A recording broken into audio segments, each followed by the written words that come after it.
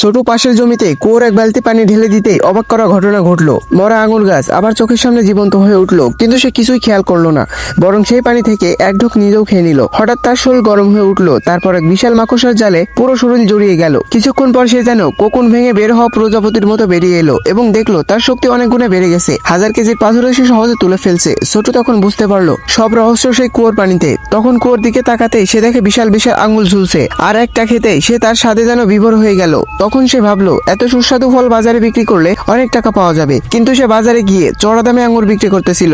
যেখানে অন্যরা 50 টাকা কিলো বিক্রি করতেছিল, সেখানে সে 120 টাকা করে বিক্রি করতেছিল, যার ফলে সবাই তাকে পাগল ভাবলো। তখন এক চাচা পরীক্ষা করতে একটি আঙ্গুর খেলো, আর সাথে সাথে নিজেকে স্বর্গে উঠতে থাকা দেবদূতের মতো লাগতে শুরু করলো। তার সঙ্গে তার দুর্বল শরীর যেন আবার প্রাণ ফিরে পেল, যা দেখে মানুষ হুড়োহুড়ি করে সব আঙ্গুর কিনে নিল। পরদিন ছোট নিজে জমিতে সবজি চারা লাগালো, আর সব জায়গাতে জাদুকর পানি ছিটিয়ে দিল। তখন আবারও ঘটলো সে অলৌকিক ঘটনা, আর মাত্র এক রাতের মধ্যে জমি ভরে গেল বিশাল টমেটো খেতে। বাজারে নিয়ে গেলে প্রতি কেজি দাম বললো 20 টাকা করে, যেখানে অন্যরা বিক্রি করছে মাত্র 7 টাকা কেজি। সবাই হাসাহাসি করলেও হোটেলের ম্যানেজার টমেটো খেয়ে এমন প্রশংসা করলো যেন স্বর্গীয় ফল খাচ্ছে, আর সঙ্গে সঙ্গে 200 কেজি টমেটো এক্সপ্রেসে 4000 টাকা দিয়ে কিনে নিল। এদিকে ছোট সহপাঠীরা তাকে নিয়ে মজা করতে শুরু করলো। তখন একজন বলে উঠলো চাকরি পেল না, তাই সে এখন ফল বিক্রি করতেছে। কিন্তু ছোট যখন গ্রুপে আজকে ইনকাম দেখালো, তখন সবাই হতবাক হয়ে গেল।